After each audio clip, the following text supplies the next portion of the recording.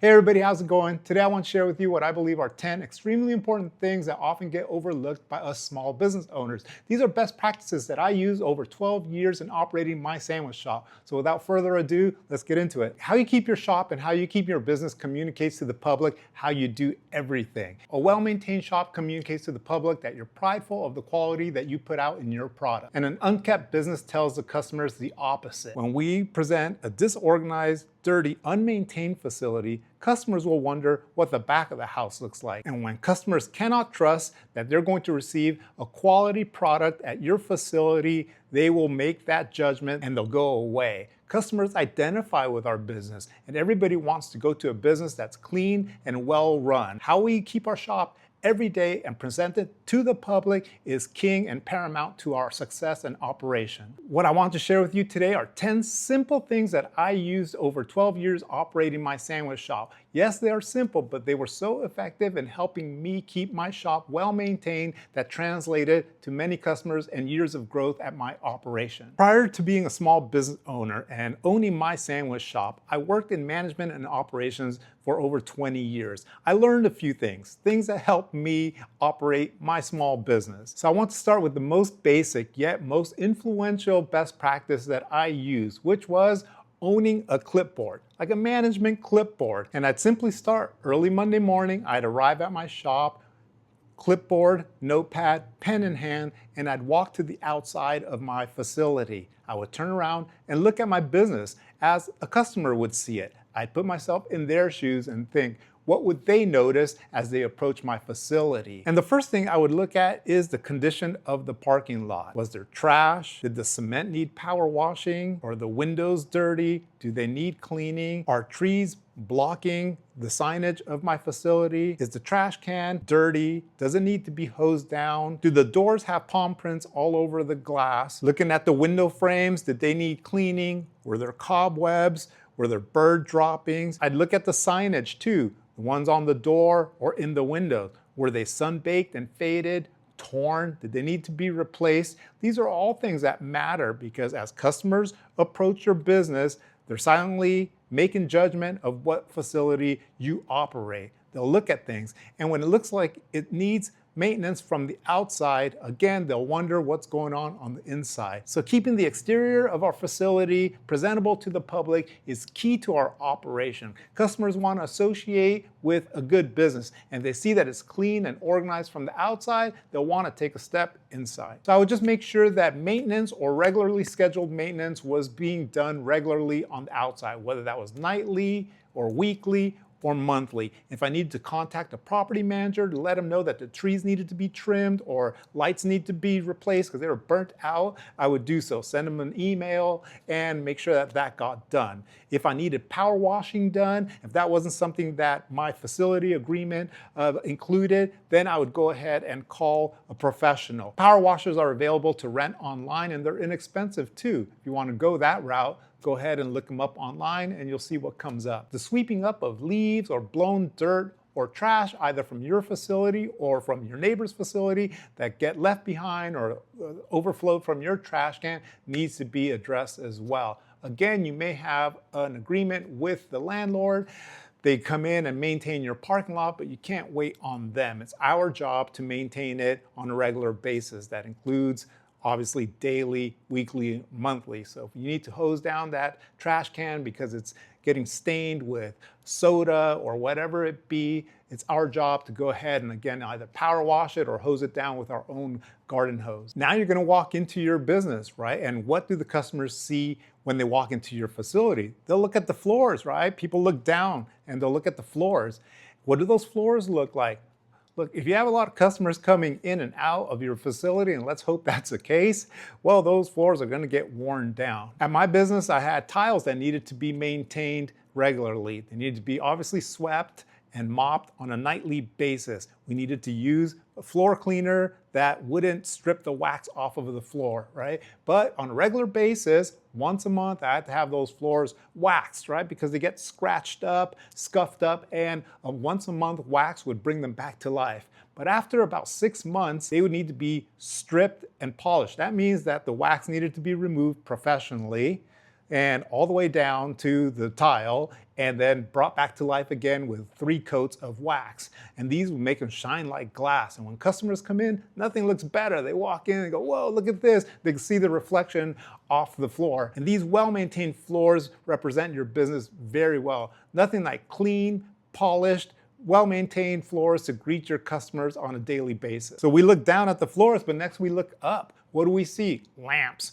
Lamps will burn out quietly, right? One by one. So we need to look at them regularly. Sometimes they'll go out 2 or 3 in a day. You'll look around like, hey, how come my facility is suddenly looking dark? You lost a few bulbs over the weekend and didn't even realize it. So I always made sure to have a box of new lamps in the back ready to replace anything that would burn out. And just be sure to have a tall enough ladder to reach these lamps when it's time to replace them. If it's something that you don't feel safe with, call the professionals. Make sure that they come out to do it for you. And the next area of maintenance that I'd walk into is the restroom. Yep, the restroom, right? Customers judge everything by the restroom. I think the feeling is that if you maintain that restroom well, they'll think, wow, they've got time to even have clean restrooms around here, so the back room must be good. We need to maintain our restrooms on a daily basis. We need to make sure that it's part of our evening closing shift checklist. Not to mention, we should check it throughout the day too. We want to make sure that we have supplies, toilet paper, paper towels, soap. We want to make sure that anything that needs to be repaired or replaced is getting addressed as well. If there's any leaky plumbing, we need to go ahead and call the professionals, have a plumber come in and take care of that. Unless you could do it yourself, more power to you. We keep the plumbing leak-free, toilet operational, supplies stocked,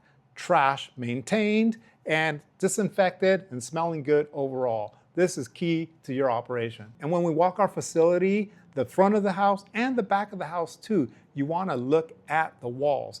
What do the walls look like? When was the last time we painted, right? Do they need to be slightly touched up or refreshed completely? With that door opening and closing all day, you don't realize that that dirt sweeps in and somehow just attaches itself to the wall. So best practices that I would use for these walls on a regular basis was to assign either a team member or even myself on some downtime. I'd grab a bucket, fill it with a little bit of warm water, and just grab a cloth, wring it out, and just walk around wiping the perimeter of the shop, right? So the walls, the base runners, and you'll see how much dirt accumulates there. Once you see how much dirt you wipe off the walls, you'll realize that's something that has to be done regularly. Spiderwebs too, you'll come in one morning and see that cobwebs have suddenly appeared overnight, like Charlotte's Web, radiant. You'll come in and see, my goodness, spiders moved in, is not even paying rent around here. So you gotta have in place, get one of those high dusters and just kind of sweep around the ceiling and the high ground. Sometimes you need to get up on top of areas like your cooler too and wipe it down. That'll keep your shop dust-free, cobweb-free, and looking good. What does your beverage area look like? If you have a fountain beverage area, you have to keep that maintained. I had one, and boy, that thing was always getting sticky. By the end of the day, it looked thrashed, right? So we need to make sure that we had some maintenance in place or throughout the day to make sure it got touched up, and definitely at the end of the night, we wipe it down, clean those caps, right? Spray them out, and the basin as well. Make sure that the catch where all the soda, the ice, and the water falls into stays clean, mildew-free, debris-free. If you have a national company that services that, ask them to come out and service it for you too. They'll clean out the filters, make sure that the hosing is also clear of any kind of debris. And your coolers are equally important too, because those glides get nasty. The glides get full of debris inside, moisture builds up, you can get some mildew in there, debris falls on the tracks and looks bad. Best practice for that was, again, like maybe on a day right before our order during some downtime, when the inventory was lightest, I'd have a staff member pull off the soda, take those glides off, go spray them out and wipe them down, dry them off, and put them back in. That's the beauty of it. You could just do it one by one. You don't have to make it a massive project. Just one by one, inspect it regularly, make sure they're looking good. And the tracks too, where debris ends up. Debris ends up down there, bugs end up down there, and if you don't maintain it, they look bad. So just regular maintenance, again, look at it weekly and see where you're at. And a side and bonus note to that cooler maintenance is that I would assign my cashier on a regular daily basis to go out and regularly throughout the day wipe the glass of fingerprints so that they always look good. Not only to wipe the glass, but I'd have them open and face those soda labels so that they were facing out. So whatever the brand was, all organized, all faced, and all pulled forward. That presents a well-stocked, organized shop to the public when they approach it. One other area of importance that I would make notes on were my fixtures. What did my fixtures look like? I mean, like the dining tables and the chairs. Were they torn? Was anything broken? Did the tables wobble?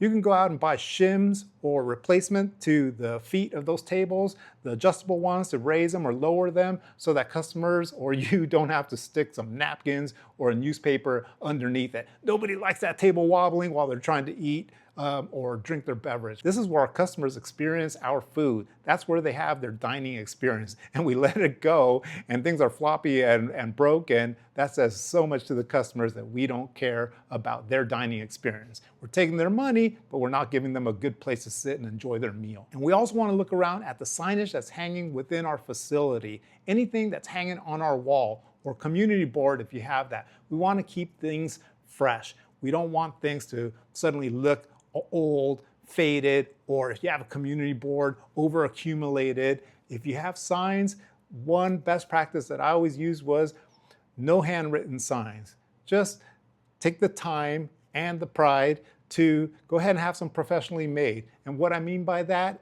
is simply we just type something up at home, type it up, and if I didn't have a printer, I would just send it off to my local office supply shop like a Staples or Office Depot, send it to them.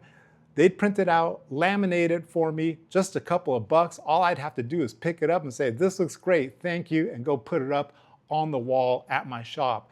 And then it looked professional and clean rather than a misspelled handwritten sign that suddenly becomes 10 or 20 throughout the shop and it looks bad. And if there were any old decals that needed to be replaced, I'd simply just go ahead and reorder the ones that I needed from whatever organization I got them from. And with regards to signage, I always made it a point and best practice to avoid negative signage anywhere in the shop, whether it be on the windows or in the restroom or near the tables or checkout. Negative signage is anything that says no, like no trespassing, no public restroom, no this, no that. You don't realize it, but customers start to accumulate all that in their mind. And with everything else, if you start saying no this or no that, something about it feels defensive, it doesn't feel open and free, and customers really don't like it. So always look around your shop and make sure if we're communicating anything, it's good information to the public, it's things that are positive and that helps them or your organization, not the opposite. An added note to signage is if you use an A-frame sign outdoors, you know, the ones that look like this and they have posters on each sign, keep those clean and refreshed also. Sometimes you'll pass by a facility. I know that I was victim of that before too. Looked at my sign and thought, how did it get that way? Well, with the sun beating down on it or the rain washing it out every season, they suddenly will look really bad. A bonus note to keeping that A-frame sign looking good too is the best practice I had was on the weekends, I would go to my local party supply store and have some balloons filled with helium, some ribbon, bring them back to my shop, tie them up on the A-frame sign, balloons flowing back and forth out in the breeze, and customers would pass by and it would slow them down because they think something's going on at this business. What's going on? I want to take a look. Again, because probably other sandwich shops or businesses like yours aren't doing that in the neighborhood. But when you take the time to do it, people think something's going on in there. They walk in, you go, hey, the only thing that's going on here is some good sandwiches, so welcome. And people like that. Small added note, but super important, is our appearance too. It starts with us, right? We're the leaders of the shop. So what do we look like? What do our uniforms look like? What are we wearing, right? What's it communicating? What do we look like, right? Are we wearing hairnets? Do our beards need to be trimmed? Jewelry, is it an issue at your shop? So best practice is, again, having an employee handbook from day one and communicate that policy, whatever it is for your shop, communicate that policy to your team members and let them know that since you're in the food industry, certain things are expected. Not just from you, but from the public, right? So make sure that the employees are following this policy. Make sure that you as the owner and the leader following that as well too, right? I know it sounds a little generic and could be a little sensitive. topic nowadays because everybody wants to be independent and express themselves the way they want to, and that's fine. No one's saying that we can't do that, but we need to make sure that we stay groomed, right? Clean fingernails, things of that nature, so that people, when they see us, the public sees us, they can trust us with their food. And not only is appearance and hygiene important in the food industry, but appearance with personality as well, right? We want to make sure that we communicate to the staff as well as ourselves that the way we approach the public, good service, friendliness, and a smile is equally important too, right? We can train everything else, but you can't train the personality. You can't train the smile. So people always say, hire the smile, hire the personality, and train everything else. Just a reminder that people expect this, and when they walk into your facility, you get somebody who's lacking customer service or is grumpy, you want to turn that frown upside down and turn it into a smile and make sure that they're communicating to the customer without even any words, communicating that this is a friendly place to be and that your team members and yourself, that we're approachable. And last, I'd like to close with atmosphere. Music and what we play on our television is really important. Whatever we play on the television, it has to be something family friendly, right? So we select a show or a movie or anything to display on the screen, we have to make sure that it's family friendly and kind of universal for all, right?